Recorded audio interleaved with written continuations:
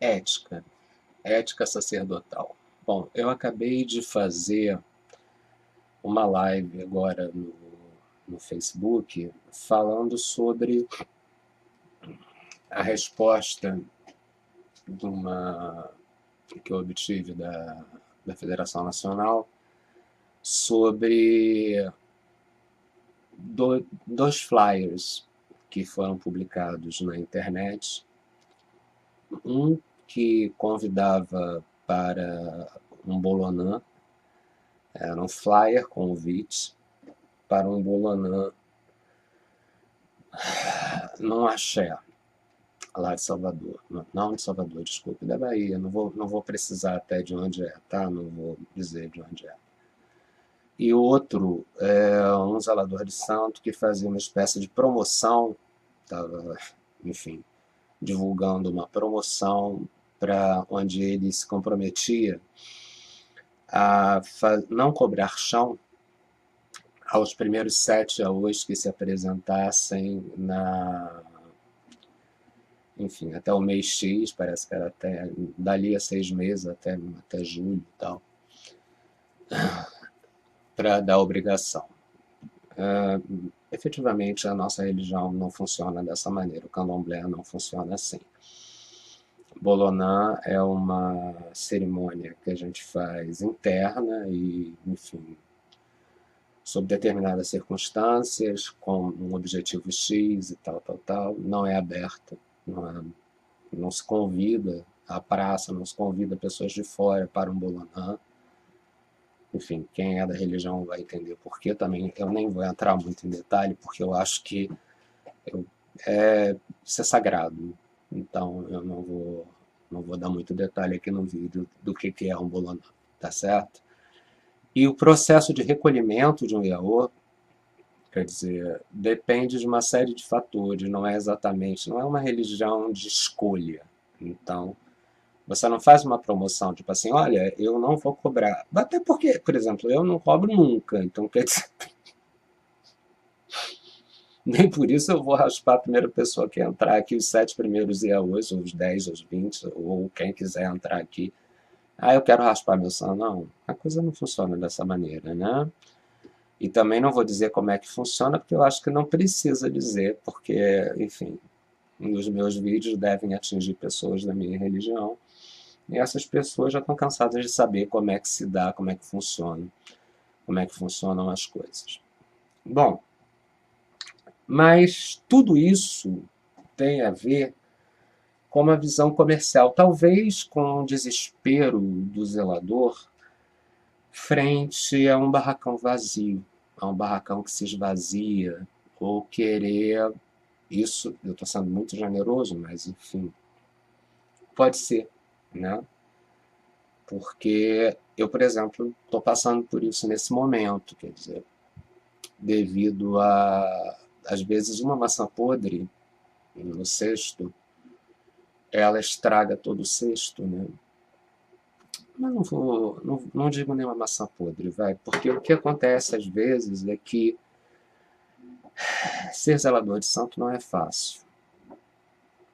Você é ser humano, você tem, enfim, sua vida particular, você tem seus problemas particulares e tudo mais, e você separar essas duas pessoas já é difícil. O filho de santo fazer isso, então, é muito mais complicado, né?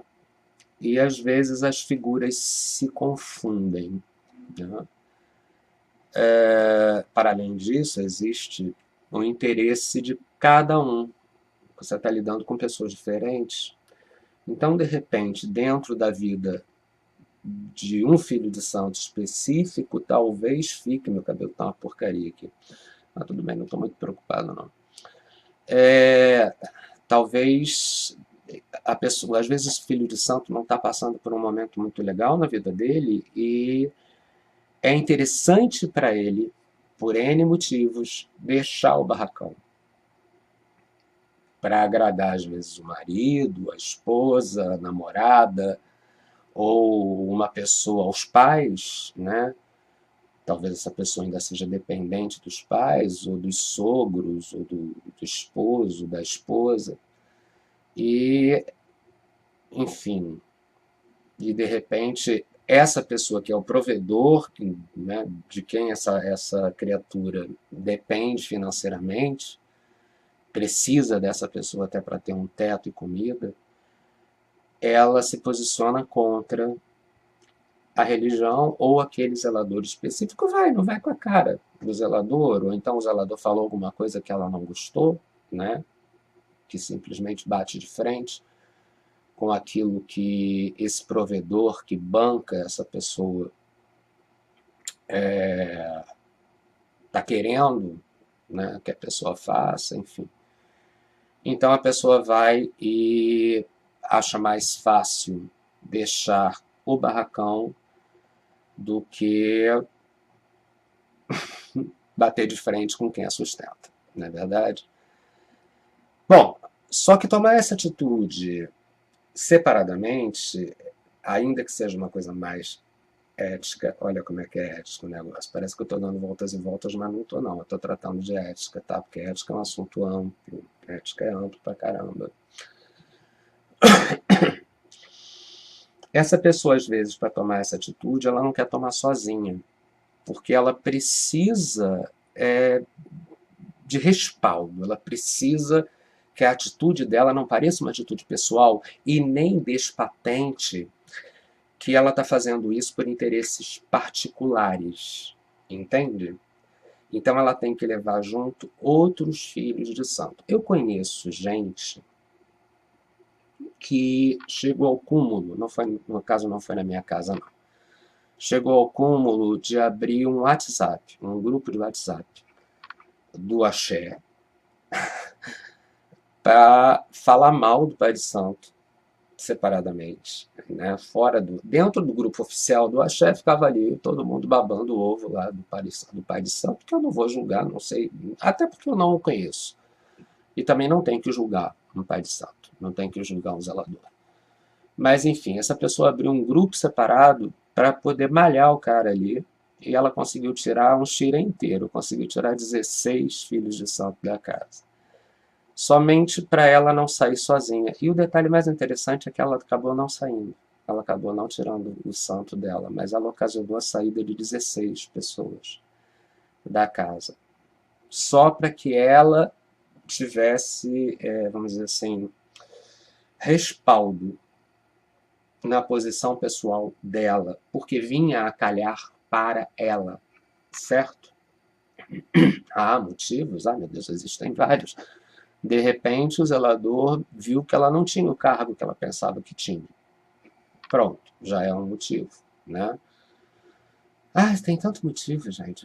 De repente, a pessoa quer mudar de estado, de município e,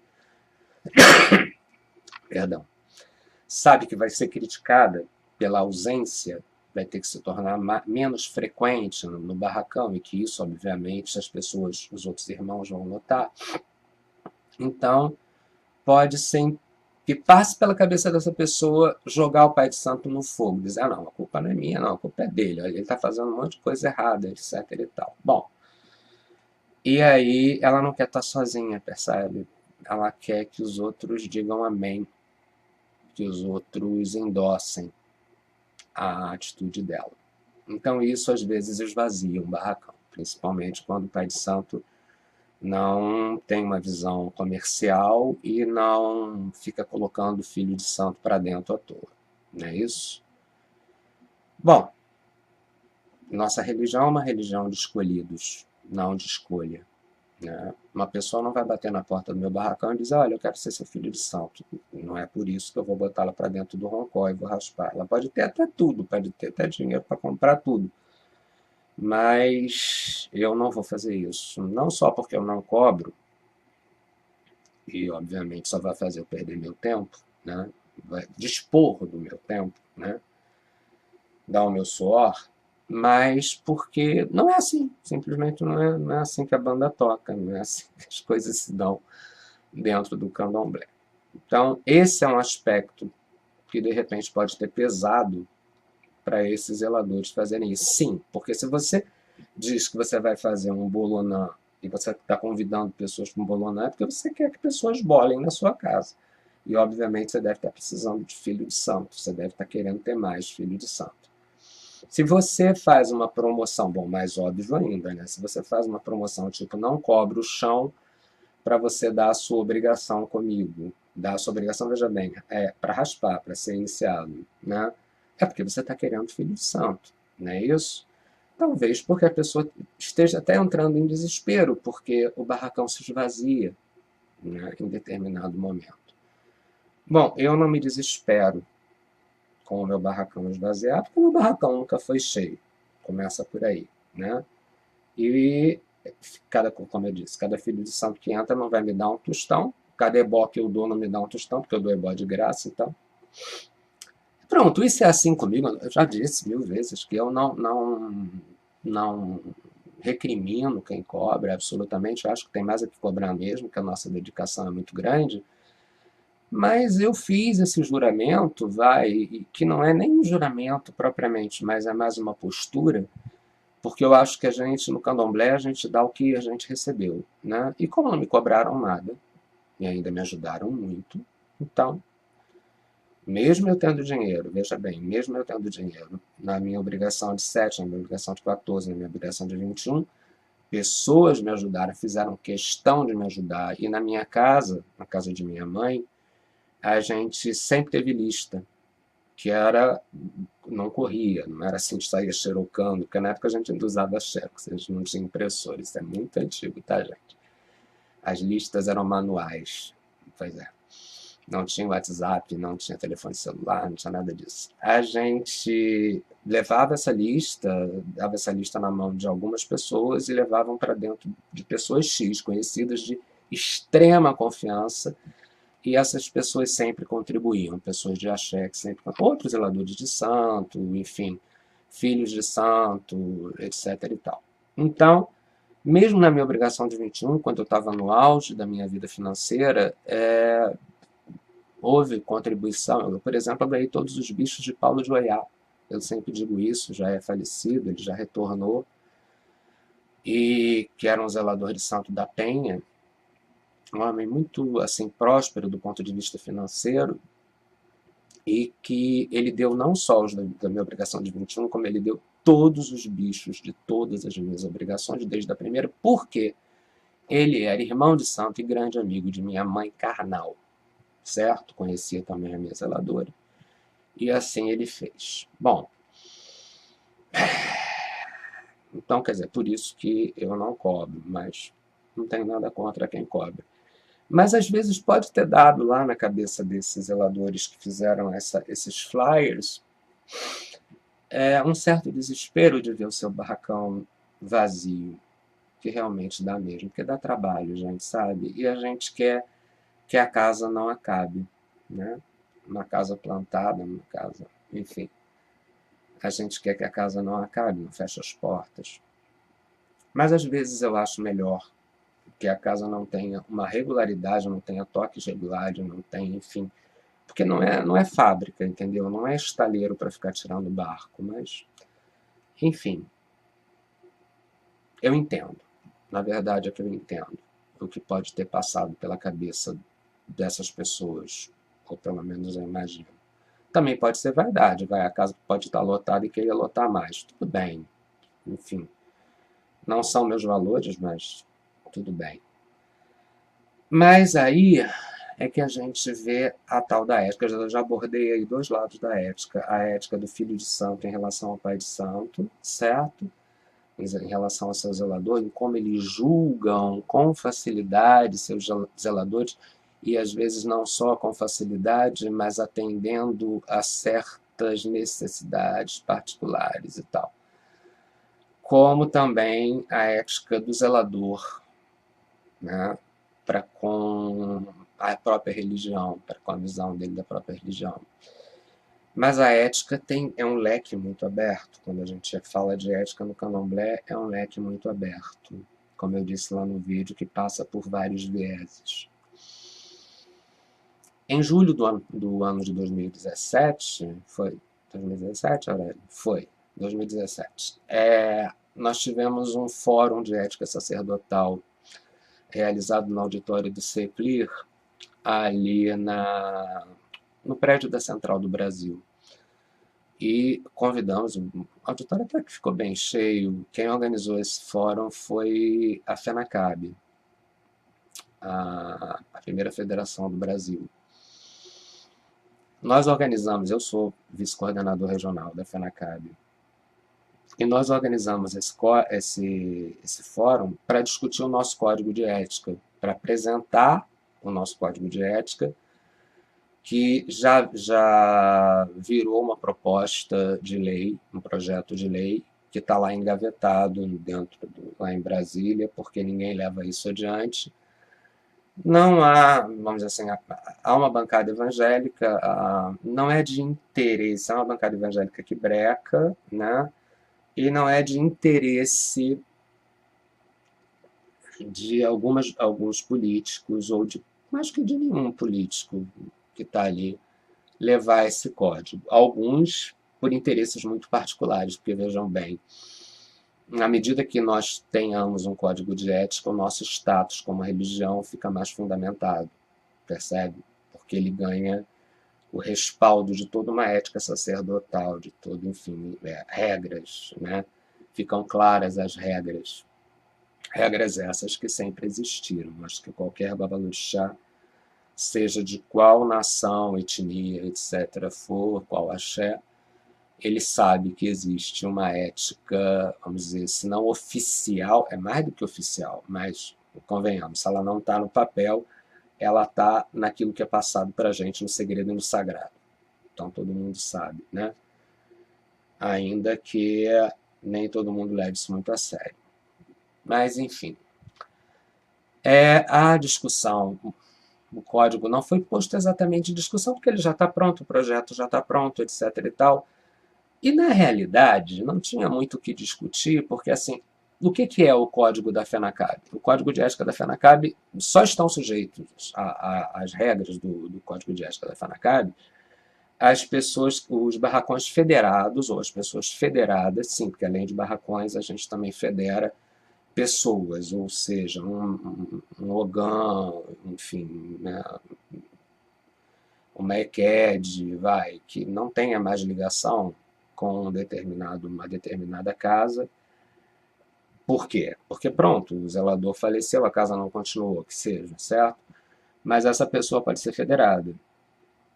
Ok? A gente federa sim. E até porque hoje em dia a gente pode recolher INSS, existe a categoria de sacerdote, você pode se aposentar, se bem que aposentar hoje em dia é um negócio assim complicado. Mas vai que a pessoa tenha um problema sério médico, né, tem uma moléstia grave, como é o meu caso, eu não sou aposentado como zelador de santo, tá? Eu sou aposentado como professor, eu fui artista plástico e tal. Mas, enfim, não vou falar da minha vida, vamos continuar, senão a gente perde o fio da meada, que eu costumo me perder muito. Mas quando esse código foi apresentado, ele tem regras, ele tem artigos, que nada mais são do que o próprio candomblé. É o que sempre vigorou, né, como normas do nosso candomblé. Mas criou alguns probleminhas lá com algumas pessoas até bem antigas de santo, que levantaram algumas polêmicas vazias. Porque, na realidade, a gente não estava discutindo para levar, a gente já tinha levado, sim, porque a entidade é uma entidade representativa, reconhecida como de interesse público e pronto, a gente levou o código lá para dentro. Ah, mas vocês não discutiram com o coletivo? Como que vai discutir com o coletivo se o coletivo não se reúne? O coletivo não se junta, senão a união. Vai discutir? A gente tem lá o nosso coletivo é representativo, a gente discutiu e pronto, são regras do candomblé e a gente colocou. Mas isso mexeu com algumas pessoas que, de repente, por exemplo, né, a gente a gente obriga os nossos federados, a quem se propõe a ser nosso federado, a comprovar as suas obrigações, comprovar não só a sua ascendência, como as obrigações de tempo necessárias, não é isso? Que comprova a obrigação, enfim, dependendo da nação, dependendo do axé. No meu caso, na minha nação, no meu axé, minha mãe fazia assim, tá? 1 ano, 3 anos, não é isso? 5 anos, 7 anos, aí você recebe cargo ou não. Se você tem cargo de babalorixá, sim. Se você não tem, você não recebe, né? Que seria a cuia, não é isso? E obrigação de 14 e 21, que sim, nós damos. Minha mãe de santo dava, minha mãe de santo deu, meu avô de santo deu a minha mãe e pronto. Então você tem que comprovar com datas, tudo bonitinho, né? E a gente pega essas informações, a gente leva para o axé. Você é de que axé? Ah, eu sou Tumba Junsara. Tá bom, tudo bem. Então a gente pega, no meu caso, eu sou Amburaxó, né? Ele é axé Tomi Bokun, nação Amburaxó. A gente leva essas informações até a matriz para comprovar aquela ancestralidade que você está relatando ali que você tem, certo? E, bom, aconteceu de uma das pessoas, por exemplo, que questionou muito, inclusive ela foi bem clara, ela estava questionando porque ela raspou filho de santo com 3 anos, com 3 anos de santo, dando obrigação só de 3. Ela deu obrigação de 3 anos e raspou a rombona dela. Bom, no nosso ponto de vista, isso é errado, certo? Pelo nosso código de ética, vou acertar aqui a câmera um pouquinho. Pelo nosso código de ética, isso não pode, certo? Só pode a partir dos 7 anos. Sempre nem apressa tempo, né? Tempo é uma coisa que anda sempre no mesmo sentido, não é isso? Mas, enfim, esta pessoa falou textualmente, eu tenho X anos de santo e, poxa, e não é pouco não, é bastante tempo. E raspei com autorização da minha mãe de santo, do meu pai de santo, do meu axé, o meu primeiro filho de santo com 3 anos de santo. Cria-se um impasse, né? Porque, pela regra, pelo código de ética, isso não seria aceitável. Correto? Pronto. Por exemplo, mudanças de águas, né? É outra coisa que a gente criou um código, criou um artigo, que é para tentar limitar, tentar coibir a mudança de águas. Por que a mudança de águas? Tudo bem. Eu gosto, vamos dizer. Eu sou de Angola, mas eu gosto de Alaquetu. Então eu vou tentar mudar. Eu sou de Tumba-Junsara, mas eu sou de Amburaxó, mas eu quero mudar para Alaquetu. Eu quero mudar para Jesmarri. Quero mudar para Savalu. Quero mudar de águas. Bom, tá, eu sei que as pessoas dão 1001 motivos para a mudança de águas, tá? Até o fato do zelador ter retornado, até tirar a mão de Vumbi. Tudo bem, que seja, tá certo? Mas o que o nosso código de ética diz? Mudança de águas que represente mudança de etnia, certo? A pessoa passa a contar tempo de novo. A pessoa perde o tempo de santo que ela tinha anteriormente. Faz todo sentido, porque, veja bem, se você é feito de Vodun, você não é feito de Inquice. Se você é feito de Inquice, você não é feito de Vodun, você não é feito de Orixá. Concorda? Então, obviamente, óbvio que aí existem as navalhas duplas. Muita gente não entende o que é navalha dupla. Vou tentar explicar sem entrar em muito detalhe. São os axés miscigenados, que na realidade são quase todos, ok? Por exemplo, existem, eu acho que todo mundo já ouviu falar em Nagô Vodun, né? Enfim. E tem jeje que raspa orixá, certo? Tem axé, que é conhecido como Angola, correto? Mas que também raspa orixá, ok? E raspa não é hoje, não, raspa desde sempre, porque, enfim, isso nunca foi muito separadinho, como as pessoas pensam, muito puro, como as pessoas... Como existem também axés que são puros, sim, puros, em essência, né? Que, vamos dizer, só raspam Vodum, só raspam Inquice não. Inquice é mais complicado, porque eu particularmente não conheço Angola pura, pura, pura 100%, certo? Mas tem Queto, certo? Que só raspa orixá, orixá, orixá. Você não vai encontrar uma casa, enfim, que raspe Vodum. Você não vai, é uma casa de Queto. Você não vai encontrar uma casa de Queto, não é Queto puro, não, uma casa de Queto, ponto, tá? Que raspa em Kiss, certo? Mas é uma coisa rara, tá? É particularmente mais voltado para o Queto e algumas casas de Jeje, tá ok? Alguns axés, né?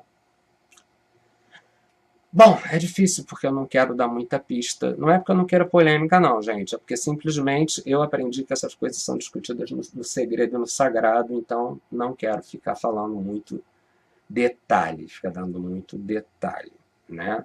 Porque exatamente o sagrado ele mora aí, ele mora nessa situação do detalhe que a gente não pode abrir, tá certo? Dizem que o diabo mora nos detalhes, não. No nosso caso, na nossa religião, não, porque a gente nem diabo tem, graças a Deus. Ou graças a Olorum, né? Quiçá. Bom, mas vamos lá. Então, vejam como é complicado, né?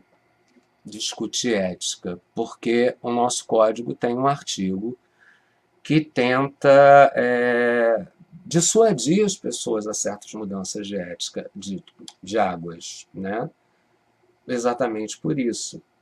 O argumento nosso é muito simples. Se você foi raspado de Vodum, você não foi raspado de Inquice. Se você foi raspado, você foi iniciado para Orixá, você não foi iniciado para Vodum. Então, é muito complicado. Tem que ver qual é a mudança de águas que você está fazendo, se ela admite, né, que esse santo que foi lhe dado lá atrás. Se não, meu querido, você está sendo raspado outra vez, sei lá como, né? Porque para mim só se nasce uma vez, mas o problema é seu e do seu santo, correto? Não estou aqui para mandar na sua cabeça. Mas realmente só se nasce uma vez. Acho que todo mundo de qualquer axé, de qualquer etnia, vai concordar com isso, porque é uma máxima dentro da religião. Mas ok, então quer dizer, a gente criou dentro do código um artigo que tenta inibir essas mudanças de águas malucas, porque fica muito complicado, né? Na hora de cantar uma árvore, um filho de santo vai enlouquecer. Você vai dizer, ah, eu sou de Jeje, tá bom. Minha mãe qual é a sua navalha? A minha navalha é Dandalunda. Minha navalha é Ximbi. De você é de Jeje? Como assim? Né? Não é uma questão de chamar, sabe? Não é a mesma coisa. Realmente não é a mesma coisa. São etnias diferentes, povos diferentes, enfim, né? Religiões diferentes, percebe? Então, o nosso código de ética, ele aponta, particularmente foram esses dois artigos que foram os considerados mais polêmicos para o candomblé atual, que não quer, onde as pessoas já fizeram, essas mudanças todas, né? Ou então já se abriu exceção para que a pessoa raspe antes de ter o tempo certo de ter, que são 7 anos, tá? Não, acredito eu que todo mundo siga essa mesma regra, porque antigamente era assim, acredito que ainda não mudou, não. Então, ninguém pode receber cargo, ninguém pode receber cuia antes dos 7 anos, né? Outras coisas, como filho de Ogã, filho de Eked, né, filho de santo, raspado, né? Enfim, essas coisas que a gente sabe que não são corretas, certo? Mas isso desagrada algumas pessoas que já fizeram. Bom, ok, mas daí a você dizer que não é correto colocar isso num código de ética sacerdotal, poxa, gente, não é que porque a pessoa é uma exceção, a exceção só confirma a regra, certo? Ela é uma exceção, pronto. Tudo bem, ela existe enquanto exceção, mas a regra não é a exceção, correto? Mas, enfim, isso dificulta um pouco o diálogo sobre esse código de ética nosso, que não é nada polêmico, absolutamente. Bom, ele está lá, está engavetado, muita gente, fora mesmo da bancada evangélica, fora mesmo do Congresso, fora mesmo do nosso querido parlamento, que hoje, então, está uma tragédia. Eu não acredito que nesse momento, nesse governo em particular, a gente volte a discutir esse código, porque se ele não foi discutido nos governos anteriores, por essa pressão, agora, então, creio que seja impossível. Mas, enfim, ele também não é interessante para muita gente do próprio candomblé. Percebe? Exatamente porque talvez representem a exceção a uma regra que eles sabem que é regra. Ok? Essa é a realidade. Bom, e tem tanta coisa. Tanta coisa. Mas, enfim, regras são regras, queridos. Ok? Paciência. Né? É isso. São alguns dos vieses que eu queria abordar, né? Em relação ao código de ética, em relação à ética sacerdotal. Né? Recentemente eu falei até sobre essa questão, eu vivo falando sobre isso dentro do meu Face, dentro dos meus vídeos, porque eu acho que é importante. Né? A gente está tendo uma visão comercial da religião que casa muito, é até, vamos dizer assim, que faça algum sentido, já que a gente está vivendo numa sociedade extremamente capitalista, extremamente competitiva, né? Então, a religião meio que pegou, porque não pegou, não. Vamos dizer assim, o neopentecostal, com essa visão de evangelho da prosperidade, ele contaminou, ele criou um senso comum dentro da nossa sociedade de que religião é para isso, é para trazer prosperidade do ponto de vista financeiro, certo? Quando que, para nós, do candomblé, prosperidade era outra coisa. Prosperidade, por exemplo, pode ser você ter 7 filhos, você ter 8 filhos, né? Desde o momento que você tenha condições de dar o mínimo alimentação para essas, né? Que o Odete dê condições de se trazer para casa a caça para alimentar esses 7 filhos, né? Os itãs falam isso, né? Aliás, itã não tem plural. Eu cometi um erro agora, porque, enfim, a gente está falando em português, então acaba que itã ganha um plural aí que é errado, tá? É os itã. Itã, a palavra itã, que quer dizer o quê? Nossas lendas não tem plural, não existe plural. Mas, enfim, até essa visão de prosperidade hoje leva a essa competitividade entre axés. E, de repente, cria esses hiatos que a gente está vendo aí, né? Cria essa coisa de, enfim, querer casa cheia, né? De cobrar uma fortuna, né? De chão, cobrar chão, etc. e tal. Volto a dizer, o nosso código de ética também fala em propaganda, certo? Ele coloca limites na propaganda, por exemplo, propaganda, joga-se búzios, não sei o quê? Sim, ok, que se faça. O ideal seria que não fizesse, que o jogo fosse bom a ponto de alguém procurar, né? E que não fosse uma questão quantitativa, percebe? Mas a gente coloca limites dentro de como tem que ser essa propaganda, certo? Por quê? Porque isso tudo tem a ver com a visão respeitável da religião em si. E aquele código foi criado para que isso se mantenha, certo?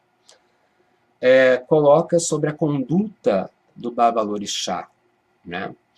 Qual é a conduta esperada de um babalorixá, que não passa efetivamente pelo que ele vai fazer dentro do quarto dele, na cama, ou se ele vai ser hétero, homo, bi, ou se ele vai ter ou não ter uma amante, se ele vai beber 10 cervejas. Agora, de repente, ele está sentado, por exemplo, com fios de conta, com roupas de salão, né? Roupas sacerdotais, vestido como sacerdote dentro de uma boate, enfim, não propriamente gay, qualquer uma que seja, ou de um bar, absolutamente bêbado caindo, fica meio complicado, né? Depõe contra a imagem da religião. Então, quer dizer, a gente estabelece esses limites, né? Limites para o comportamento do sacerdote. Quando eu falo sacerdote, eu falo dos dois gêneros, tá? Também falo de sacerdotisas. Também serve para Yalorixás, né? Então é isso. Existe um código de ética dentro da FENACAB, ele foi proposto, etc e tal, e eu honestamente concordo. Concordo com cada ponto desse código. Cada ponto desse código. Concordo plenamente. Me sinto completamente à vontade de defender esse código. Mas, como eu estou dizendo, a ética é uma coisa muito ampla. Recentemente, eu discuti no Face uma questão meio delicada até. Quer dizer, uma pessoa que não tinha filho de santo e se dizia Babalorixá e Alorixá. Não, olha só, se você ainda não raspou São Rombono, você efetivamente ainda não está exercendo, você já recebeu sim seu cargo, sem dúvida alguma, mas você ainda não está exercendo o seu sacerdócio, certo? Então, calma, calma. Né? Vai primeiro iniciar o seu primeiro filho de santo. Detalhe, Rombono tem forçosamente, repito, vou repetir isso sempre, porque eu tenho visto isso por aí e não está certo. Rombono necessariamente tem que ser raspado, iniciado pelo Babalorixá e não por outro Babalorixá. Rombono não é mudança de águas, dá para perceber? Tipo assim, a pessoa deixa a minha casa, parte para uma outra. Não foi isso que aconteceu, não, mas parte para uma outra casa, leva o santo para uma outra casa e automaticamente passa a ser rombono porque é o mais velho, até porque a outra pessoa estava ainda sem filho de santo. Não, querido, não vai ser seu rombono, querida, não vai. Aquela pessoa vai ser simplesmente um filho de santo que você acolheu e tudo mais, mas jamais será seu primeiro filho de santo raspado, porque não foi você que raspou, certo? Não foi você que iniciou, não é só navalha. Simples assim. Isso também está no Código de Ética? Por acaso não. Mais ou menos, mas não exatamente, né? Mas, enfim. Tem questões que me tocaram recentemente dentro desse código. Sim, eu fui educado da seguinte forma: você não retira os seus ibás da casa de seu pai de santo antes dos 7 anos, com a permissão do seu santo e do seu babalorixá, certo? Não, foi como eu fui educado, vejam bem. Por acaso as pessoas não tiravam, lá de casa as pessoas não tiravam, porque não tiravam. Minha mãe, entre 30 filhos de santo, minha mãe, o meu candomblé foi um candomblé tão candomblé que eu aprendi na casa de minha mãe de santo, a educação de axé que eu tive é tão antiquada, oh meu Deus, antiquada. Eu não posso usar essa palavra, porque candomblé é antigo, quer dizer, é tão tradicional, né? E todo candomblé é tradicional e deveria continuar a ser, que a minha mãe, ela tinha 30, apenas 30 filhos de santo raspados, vejam bem, iniciados. Ela deu 7 anos em todos, deu os 14 em todos, eu acho que só teve um que faleceu antes de dar os 21. Foi sim. Pois muito bem. Quantos receberam cuia? Quantos tinham cargo de Iá e Babá? 3. Um sou eu. Certo? Eu ainda continuei, depois de eu receber minha cuia, ainda pedi para minha mãe para continuar dentro da casa, até que eu não queria, naquele momento, abrir uma casa. Eu era muito jovem, não que nem eu estava numa vida muito intensa, não tinha realmente espaço na minha vida naquele momento para ter um barracão. E a minha mãe me deu né, essa prerrogativa. Eu ainda fiquei 7, quase 8 anos, até que eu peguei e minha mãe me forçou, minha mãe me forçou a adquirir uma terra e plantar a minha casa. Ela falou, tá na hora de você sair do meu pé, sair da barra da minha saia. Quer dizer, os meus primeiros barcos eu raspei dentro da casa de minha mãe ainda, o que é perfeitamente natural, não há problema nenhum, tá certo? Então eu já era um babalorixá, pronto, eu já estava ali dentro da casa da minha mãe. Mas eu fui educado no sentido de que a gente jamais tirava o santo da casa da mãe, a não ser que, né, tivesse cargo e houvesse o consentimento tanto do santo da Yalorixá ou do Babalorixá, quanto do seu, correto? Salvo raras exceções, mas na minha casa especificamente não houveram essas exceções. Quando minha mãe retornou, foi uma loucura, que ainda demorou um tempinho, tempo X, para depois se mexer nessas coisas e tudo mais. Tudo tem tempo, né? A nossa religião, tudo tem tempo. Varia um pouco as normas e tal, as regras, mas basicamente a gente sabe que tudo tem um tempo certo na nossa religião.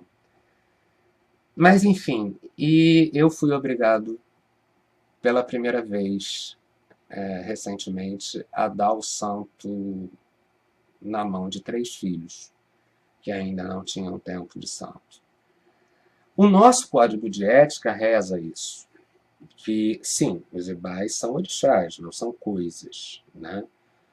Mas que o zelador de santo, ele tem que dar o santo dos filhos de santo quando esses querem levar os santos para mudar de casa, ou enfim, que seja. Que a gente pode aconselhar, pedir, jogar, enfim, né? Fazer o possível para que isso não seja feito. Mas por quê? Porque esse código de ética, ele também tem que estar, salvo erro, é isso que está no artigo. Depois eu dou até uma lida e faço outro vídeo. Eu posso fazer outro vídeo até lendo o código inteiro, se for o caso, tá? Ou mostrando o código inteiro. Mas, enfim, porque existe um aspecto legal, de lei comum, de lei dos homens, né? Do direito nessa história, em que os ibás não deixam de ser objetos. E objetos que foram adquiridos pela pessoa X. Ainda que nem sempre, né? Porque quando você. Oh, meu Deus, esses filhos de santo que levaram esses ibás da minha casa, nem todos podiam dizer que tudo que estava ali foram eles que compraram, mas. Enfim, tudo bem. Né? Aconteceu, foram desavenças, aquela história da maçã podre lá do início, né? Que paciência, né? A gente às vezes tem que dar uma. Foi a primeira vez. Foi a primeira vez e logo foram assim 3. No espaço de muito pouco tempo, no espaço de menos de 2 anos. Doeu muito, entende? Mas enfim, tá lá no código, né? E eu também tenho que ser a favor, ainda que eu não tenha sido criado dessa forma, que eu não tenha sido educado dessa forma, tá ok? Acontece, né? Acontece. É melhor, sabe, gente? É melhor do que você ter na sua casa um filho de santo, por exemplo, que é casado com uma mãe de santo de outro axé, de outra etnia, e que acha natural ela ensinar para o marido dela coisas, ou seja, um filho de santo que vai ser educado, vai receber uma educação de axé, não sua, da navalha, né? Da navalha dele, não do seu axé, mas da etnia da esposa, você percebe? Onde a esposa vai agir como educadora do seu filho. É melhor, né? Que vá para outra casa, que vá de preferência para uma casa que seja do axé dessa pessoa, né? Paciência, fazer o quê? Né? Tá feito. Vai ser sempre filho seu, acabou. Mas você evita muito aborrecimento, porque vocês não têm ideia do que eu aturei, mas tudo bem. É melhor que você evite Ejó. É como eu sempre digo, Ejó, né? Essa palavra horrorosa, Ejó, ele é um ajogum, né? Também outra palavra que a gente não deve nem falar. Eu fui educado para nem falar essa palavra. Mas, enfim, tem que explicar, né? Então, não é legal você deixar a Ejó crescer dentro da sua casa, você alimentar essa energia dentro da sua casa. Então, às vezes, se você tiver que tirar, né, cortar na carne para evitar, é o mais sensato a fazer. Realmente é o mais sensato fazer. E pronto. Então eu sou obrigado a concordar, ainda que fira um pouco a educação de axé que eu recebi com esse artigo. Então, esses são os artigos mais polêmicos, assim, do nosso código de ética da nossa federação, da FENACAB, que fazem parte desse projeto de lei, que está lá mofando e acredito que vai continuar mofando ad eterno, porque não querem que a gente tenha o status de religião. A verdade é essa, tudo fazem para negar esse status para a gente. Racismo religioso, né? Pronto. Religião de deuses pretos numa sociedade branca, cristã, elitista. Dá nisso aí. Extremamente racista. Dá nisso aí. Bom, é isso. Vou abordar nos próximos vídeos outros aspectos da ética, porque como vocês estão vendo, o leque é vasto, né? Então, mas a gente precisa muito discutir ética, para que cada um tenha uma ideia, faça uma reflexão dessa palavra, né? E ética, como eu disse já no vídeo passado, é uma coisa tão simples, né? Ética, ela parte da regra de ouro. Aí eu vou para a filosofia. Oh, que bacana, né? Mas é isso aí. A ética que vai norteando o direito, né? Que vai norteando o direito constitucional, a ética que baseia a Declaração dos Direitos Humanos. Tudo isso aí parte de lá de trás de uma coisa muito elementar que é conhecida como a regra de ouro da ética, que é você não fazer ao outro aquilo que você não gostaria que fizessem a você, né? Você não ferir, beliscar o outro porque você sabe o quanto dói. Você não quer ser beliscado, não quer ser ferido, né? Então, ética pode ser resumida dessa forma, mas o leque dessa palavra é vastíssimo. E é importante fazer essa reflexão, né? Então, não sei se foi claro, também acho que nem dá muito para ser claro num tema tão abrangente, na verdade, e que vai se abrindo cada vez mais, quer dizer. Mas a proposta é essa, a proposta é que a gente faça uma reflexão em cima da ética no candomblé, tá certo? Vamos parar para pensar. Será que vale mesmo a pena você tirar um filho de santo da casa de outro pai de santo? Você gostaria que fizessem isso com você? Honestamente. Eu não estou dizendo que foi isso que aconteceu comigo, porque particularmente nem foi, tá? Nem foi. As pessoas saíram porque pronto. Eu realmente convidei a sair, pela primeira vez na minha vida eu convidei a sair, porque era impossível lidar com um filho de santo que eu não poderia educar, né? Como eu falei, que receberia uma educação de axé da esposa dele, que eu achava aquilo meio absurdo.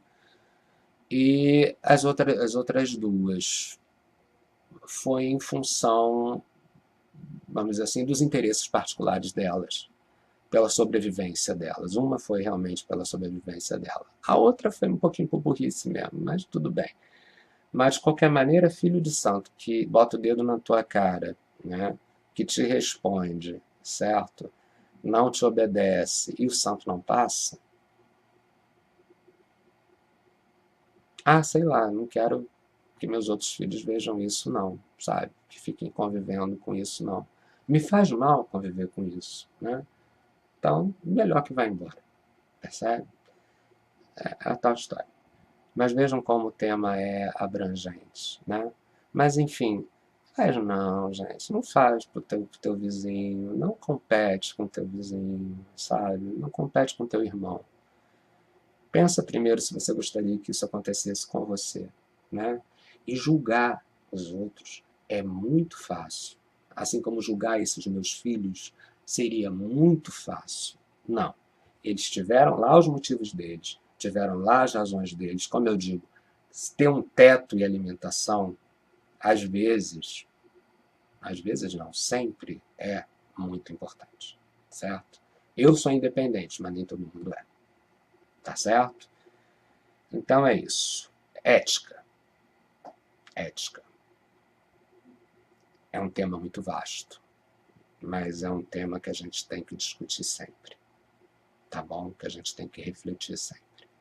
É isso. Beijo para todos, o vídeo ficou longo, com certeza.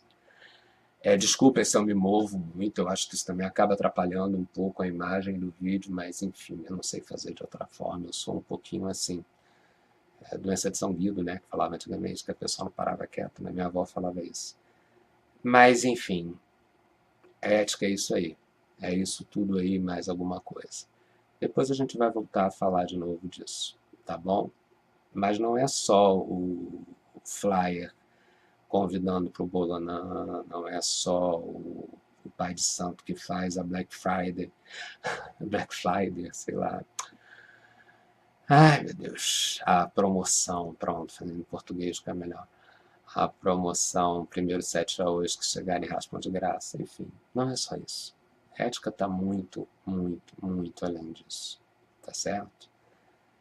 É isso. Beijo para todos. Vamos ficar atentos aí que a gente tem. Volto a dizer, vou frisar mais uma vez. Eu estou fazendo esse vídeo em janeiro.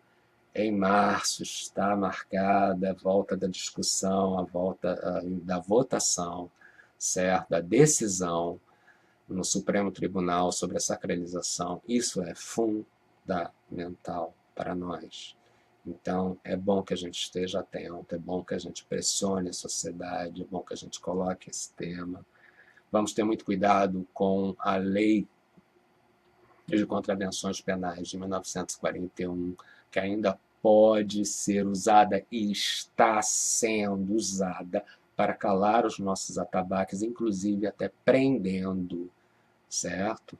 Em regime fechado, zeladores de santo, certo? Eu vou tocar nesse assunto num próximo vídeo. Então, a situação não está nada fácil. Nós temos contra a gente um racismo impregnado no nosso povo, correto? Nós temos veganos contra a gente. E nós temos uma bancada evangélica contra a gente. Temos essa bancada evangélica, ela comunga com a bancada da bala e comunga com a bancada da ruralista, certo? Nós temos um governo extremamente cristão que assumiu que não existe isso de Estado laico, não, que é Estado cristão. Então, quer dizer, vamos estar atentos, é hora de união.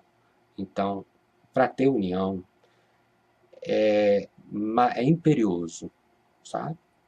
Que a gente reflita mais sobre ética sacerdotal entre nós, ok? Beijo grande, Mucuyu para quem é de Mucuyu, Motumbá para quem é de Motumbá, Colofé para quem é de Colofé. Tchau para quem é ateu. É isso. Beijo. Tô indo nessa, a gente volta no próximo vídeo para conversar mais sobre esse e outros assuntos.